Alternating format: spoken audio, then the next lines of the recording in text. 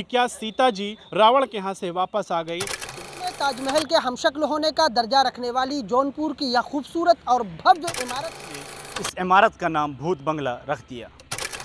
कि क्या मुल्क अरब में मोहम्मद नाम के रसूल पैदा हुए? उत्तर प्रदेश राज्य के जौनपुर ज़िले के इतिहास में दर्ज खूबसूरत इमारतों में से एक बारादरी की इमारत है। मुग़ल काल के दौरान जौनपुर में बनी कई इमारत आज भी शहर की सुंदरता में चार चांद लगाती है। आदाब, मैं हूं अजवद कासमी। आप देख रहे हैं आज़मगढ़ एक्सप्रेस की ख़ास पेशकश जौनपुर नामा। उन्हीं इमारतों में से एक कलीज खान का मकबरा है जो नगर के कटघरा में गोमती नदी के तट पर स्थित है। इतिहासकार बारादरी इमारत को मुग़ल साम्राज्य की प्रसिद्ध इमारत ताजमहल के समान कहते हैं, लेकिन इस समय ये इमारत पूरी तरह से जर्जर हो गई है। पुरातत्व विभाग की तरफ से कुछ कार्य भी किए गए हैं जो अभी तक अधूरे हैं।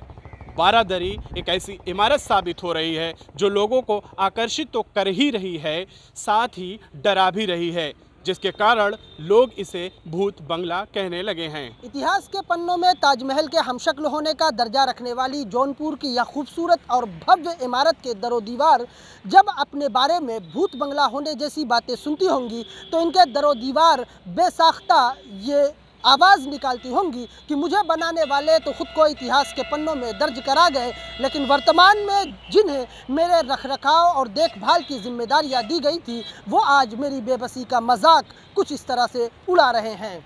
किसी दौर में इस इमारत के दरो दीवार दिन रात गुलजार हुआ करते थे और सैकड़ों किलोमीटर दूर तक इसकी शोहरत थी।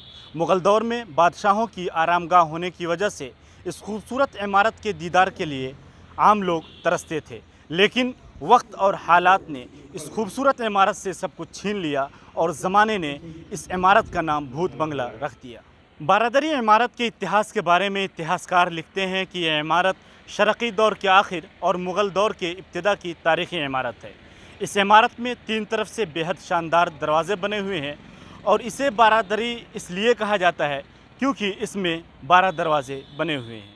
इस मकबरे में ताजमहल की अक्कासी नज़र आती है, तो वहीं पर कुछ इतिहासकारों के अनुसार अपना मकबरा बनवाने से पहले ही कलीज खां इस दुनिया से चले गए और वहीं पर अपने नाम से एक मोहल्ला आबाद किया जिसे आज भी कलीचाबाद के नाम से जाना जाता है। इस मकबरे के बारे में एक बात लोगों के बीच मशहूर है और कुछ इतिहास की किताबों में भी दर्ज है कि जब मकबरे की नींव खोदी जा रही थी तो एक पत्थर का गुंबद मिला, उसे हिफाजत के साथ बाहर निकाल लिया गया और 10 दिन तक लगातार खोदा गया तो एक कमरे का दरवाज़ा दिखा जो ताले से बंद था, जो एक मन था।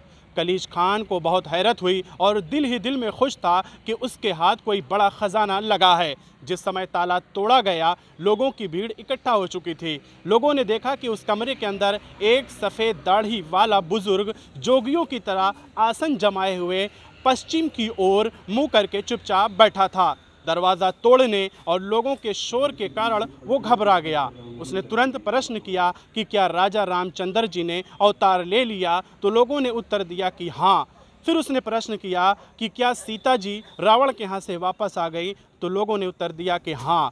फिर उसने प्रश्न किया कि क्या कृष्ण जी ने मथुरा में अवतार ले लिया, तो लोगों ने उत्तर दिया कि हाँ। फिर उसने प्रश्न किया कि क्या मुल्क अरब में मोहम्मद नाम के रसूल पैदा हुए, तो लोगों ने उत्तर दिया कि हाँ, उनके पैदा हुए सैकड़ों साल गुजर गए और अब उनका इंतकाल भी हो चुका है। फिर उसने प्रश्न किया कि क्या गंगा का पानी जारी है, तो लोगों ने जवाब दिया कि हाँ जारी है, जिससे सैकड़ों लोग आज भी सैराब हो रहे हैं। फिर उसने कहा कि मुझे बाहर निकालो। उस बुज़ुर्ग को बाहर निकाला गया जिसने इस्लाम धर्म के अनुसार नमाज अदा की, फिर 6 महीने तक किसी से बात नहीं की। 6 महीने के बाद उसका इंतकाल हो जाता है, जिसे लोग वहीं पर दफन कर देते हैं। ये बातें तारीख़ शिराज़ हिंद और मुआसिरुल उमरा में लिखी हैं, जबकि आज़मगढ़ एक्सप्रेस इसकी तस्दीक नहीं करता। कलीज खां का मकबरा, जिसे बारादरी भी कहा जाता है, इसके निर्माण के बारे में हमने अधिक जानकारी के लिए जब तारीख़ के पन्नों को पलटा तो हमें पता चला कि शाहजहाँ के शासनकाल के आखिरी दौर में कलीज खां को जौनपुर का हाकिम बनाकर भेजा गया था। जौनपुर पहुँचे कलीज खां ने सबसे पहले अपने रिहाइश के लिए गोमती नदी के किनारे एक शानदार महल बनवाया। उस महल के बगल में ही इस बारादरी का निर्माण करवाया गया। कहा जाता है कि इस बारादरी में 12 दरवाजे हैं, यही वजह से इन्हें बारादरी कहा जाता है। बारादरी की बुनियादें गोमती नदी की धाराओं के बीच हैं और यह ज़मीन की सतह से लगभग 20 फीट की ऊंचाई पर है। वर्तमान समय में अपने अस्तित्व को बचाने के लिए तरस रही इस इमारत पर यदि अधिक ध्यान दिया जाए तो निश्चित रूप से ताजमहल की तरह इसे देखने के लिए आज भी बड़ी संख्या में पर्यटक आ सकते हैं।